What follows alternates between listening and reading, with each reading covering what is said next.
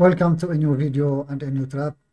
And the game started with e4, e6, the French defense, d4, d5, e5, and this is the advanced variation. c5, c3, knight c6, knight f3, bishop d7, a3, queen b6, b4, cd4, cd4, rook c8.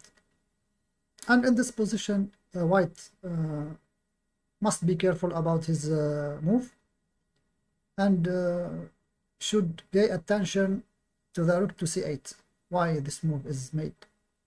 So maybe bishop to e3 and bishop to b2 playable, but in the game white played bishop to e2, and this is actually tactically blunder. So bishop to e2, a5, and this is excellent move, trying to open the queen side and start the action. b5, knight take d4, knight take d4, rook take c1, so deflecting the queen from protecting the knight on d4. So queen takes c1, queen takes d4, and after this move black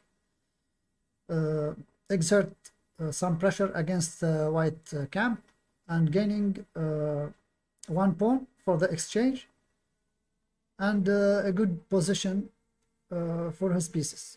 Still the game is playable, but we should pay attention to black's moves.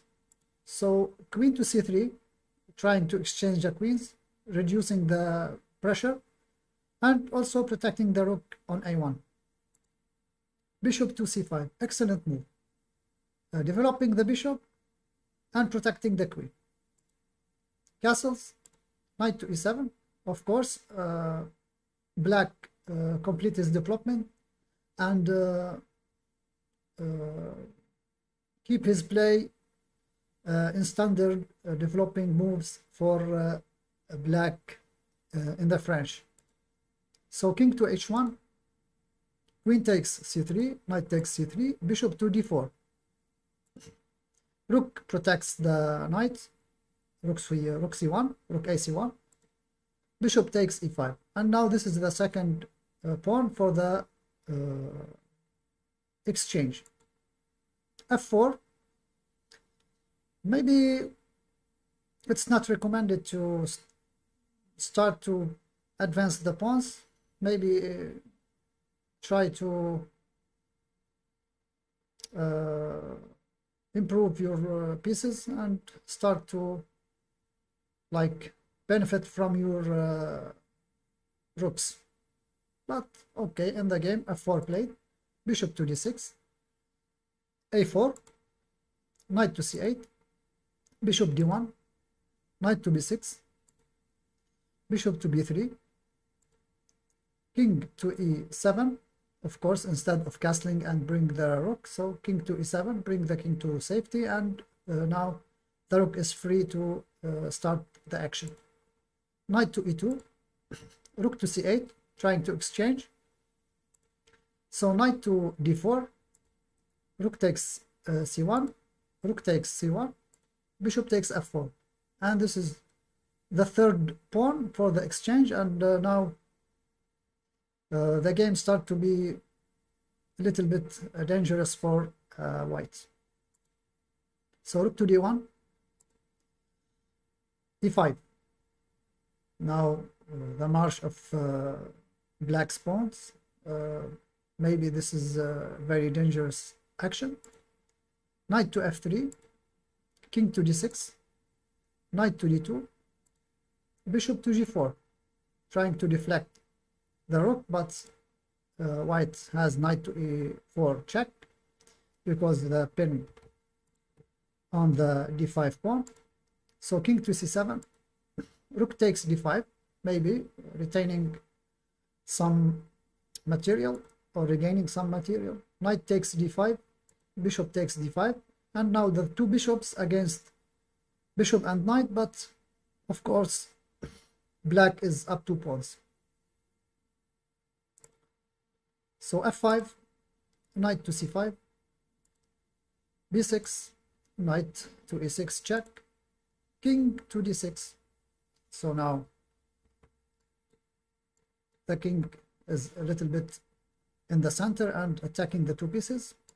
So bishop to b3, bishop to h6, preserving the black's bishop on f4, knight to c8, sorry, knight to f8,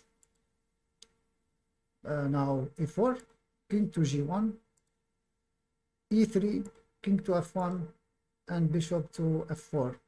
And now how to defend, and the advance